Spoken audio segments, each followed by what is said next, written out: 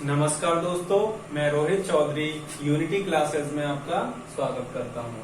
तो दोस्तों देखेंगे आज का 100 विचार।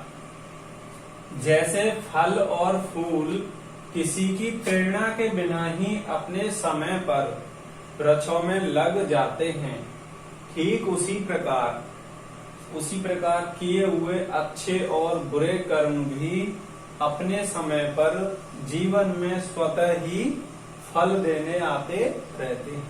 मनुष्य के जीवन में जो भी हमारे कर्म होते हैं, अच्छे हों या बुरे हों, वो स्वतः ही हमको क्या देते हैं, फल देने आते रहते हैं। तो दोस्तों देखेंगे आगे, आज हम पढ़ेंगे करणी और घातांक।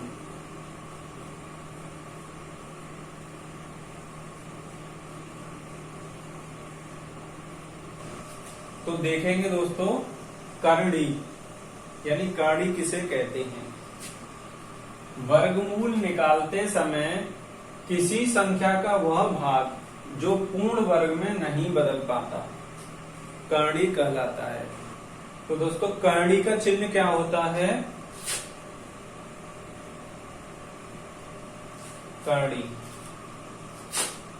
करणी की घात यहाँ पे दोस्तों 2 मानते हैं, लिखी नहीं रहती है, फिर भी यहाँ पे क्या मानते हैं 2।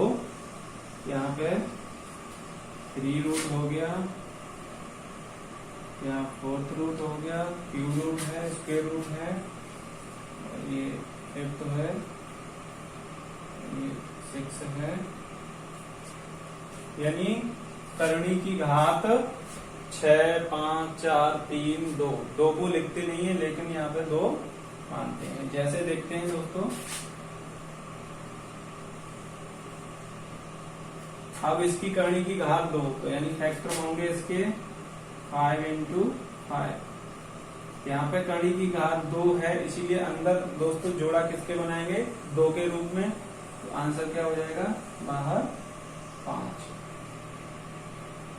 तो जैसे 32, इसका फैक्टर करेंगे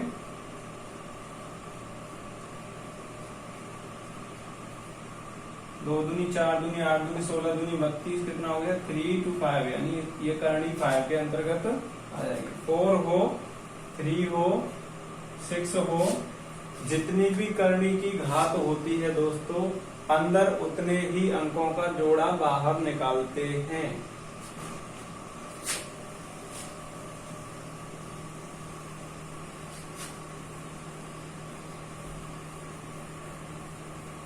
और दोस्तों देखेंगे घातांक किसे कहते हैं।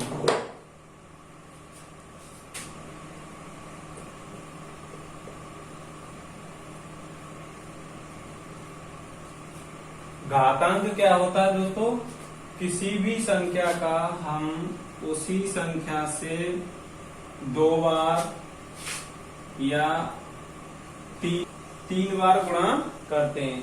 तो इसको हम लिख सकते हैं 2 की पावर 3, यानी 2 की घात 3। इसको लिख सकते हैं 2 की पावर 2। कोई भी संख्या हो, 5 गुणा 5 गुणा 5 गुणा 5, इसको लिख सकते हैं दोस्तों 5 की पावर 4, यानी 5 की घात 4। इसको ही दोस्तों क्या बोलते हैं, घात यानी घातांक। आगे देखेंगे कुछ महत्वपूर्ण करणी के रूल और घातांक के क्या नियम होते हैं।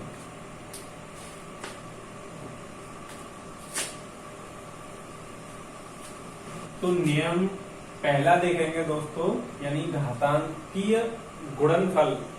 घातांक का गुणनफल किस प्रकार से, यानी a की पावर रख लेते हैं हम दोस्तों यहाँ m इंटू a की पावर n इंटू a की पावर 1। तो इसको किस प्रकार से हम सॉल्व करेंगे, तो देखते हैं। तो दोस्तों घातांक नियम यह होता है कि घात अगर असमान है और आधार समान है, तो घातों का क्या हो जाता है, एडिशन हो जाता है, यानी जुड़ जाती है, जोड़ हो जाता है। तो हम इसको लिख सकते हैं a की power m plus n plus 1। कोई संख्या रख के देख लेते हैं दोस्तों, जैसे ले लेते हैं 5 गुणा 5 गुणा 5, यानी इनकी कोई भी घात ले लो, 2 ले लो, इसकी 3 ले लो, इसकी 5 ले लो। आधार क्या है दोस्तों, समान है, तो घातें क्या होंगी, आपस में जुड़ जाएंगी। तो 5 की पावर 5 और 3 8 और 2 10।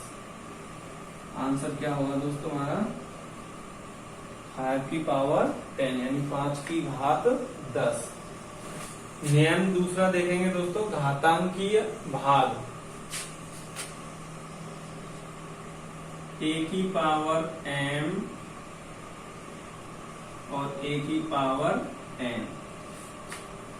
घात अगर इस प्रकार से हो तो हम किस प्रकार इसे सॉल्व कर सकते हैं, तो देखेंगे a की पावर m ये भाग में है, तो इसको भाग में बट्टे के रूप में रख लें। a की पावर m बटा a की पावर n।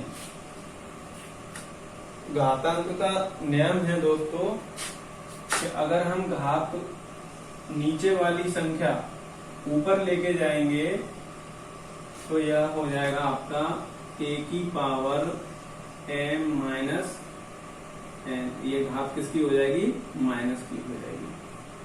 तो आंसर क्या होगा, संख्या रख के देख लो, कोई संख्या ले लेते हैं। 5 की पावर 6 और 5 की पावर 3। 5 की पावर 6 बटा 5 की पावर 3, यानी 5 की घात 3। 5 की पावर ऊपर लेके जाएंगे तो 5 6 की पावर माइनस 3 हो जाएगा।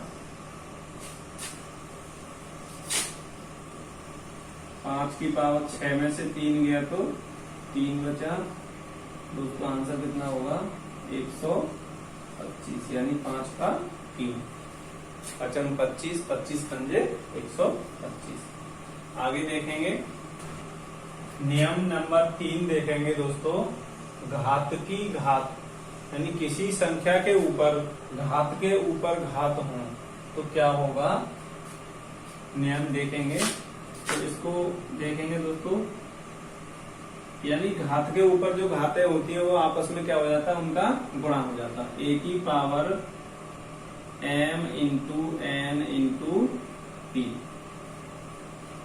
कोई संख्या ले लेते हैं, 2 ले लेते हैं यहाँ, 2 की पावर 3 और इसको महिला कोष्टक में बंद कर देते हैं। इसकी पावर 4 ले लेते हैं और बड़े कोष्टक के अंदर ले लेते हैं 5 ऊपर पावर में। देखेंगे इसको तो क्या होगा, ये 2 और इसकी पावर क्या होगी 3 गुणा 4 गुणा 5, यानी ऊपर घातों का आपस में क्या हो जाता है दोस्तों, गुणा हो जाता है। 2 की घात 3 गुणा 4 गुणा 5 होगा। तो आंसर क्या होगा इसका दोस्तों, 2 की पावर आपस में गुणा करेंगे इसका घातों का, 5 का 20 और 20 तिया 60, यानी 2 गुणा हम 60 बार लिखेंगे दोस्तों, तो हमें आंसर प्राप्त हो जाएगा। आगे देखेंगे नियम नंबर 4 में क्या है घात का नियम। कोई भी संख्या हो और उसकी पावर 0 हो तो दोस्तों आंसर होगा हमेशा 1। 10 की पावर 0 हो तब भी आंसर 1 होगा। 1000 की पावर 0 हो तब भी आंसर 1 होगा। कोई भी संख्या हो, लाख हो, 5000, 10,000, 50,000 की पावर 0 हो तब भी आंसर क्या होगा, 1 होगा। आगे देखेंगे नियम 5 देखेंगे दोस्तों। नियम नंबर 5, गुणनफल की घात,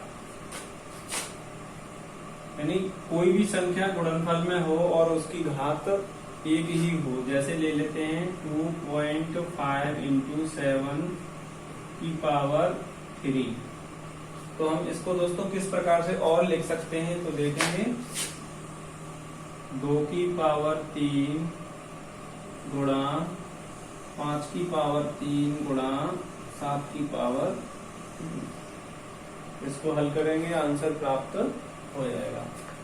आगे देखेंगे, यानी कि यहाँ पर ये घात अलग अलग रूप में तोड़ दी गई है। 2 के लिए भी 3 रखा है घात, 5 के लिए भी 3 और 7 के लिए भी 3। इसका यह नियम है, इस रूप में भी इसको लिख सकते हैं।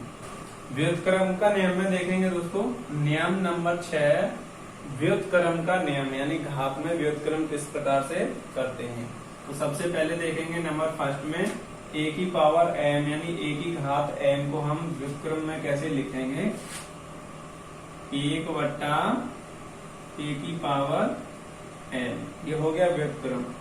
व्युत्क्रम में अगर घात नीचे लेके जाते हैं तो दोस्तों किसमें साइन चेंज हो जाता है उसका, माइनस का। नंबर 2 देखेंगे a की पावर माइनस n, इसका व्युत्क्रम क्या होगा, a की पावर 1 बट्टा a की पावर क्या हो जाएगी, n हो जाएगी प्लस की। यानी ये सबके नीचे 1 लगा के देखेंगे, उल्टा हो रहा है, 1 ऊपर पहुंच गया, घात नीचे आई, माइनस हो गया। इसके नीचे 1 लगाएंगे, 1 ऊपर गया, घात नीचे आई तो प्लस की हो गई। ऐसे ही देखेंगे नंबर तीसरा दोस्तों, a बटा b, अगर इस संख्या को चेंज करते हैं, इसको करते हैं b बटा a, तो यहाँ पे घात हो जाएगी दोस्तों माइनस m। इसको चेंज करेंगे तो घात किसकी होगी, प्लस की हो जाएगी। इसको करेंगे y बटा x, तो इसकी पावर क्या हो जाएगी दोस्तों,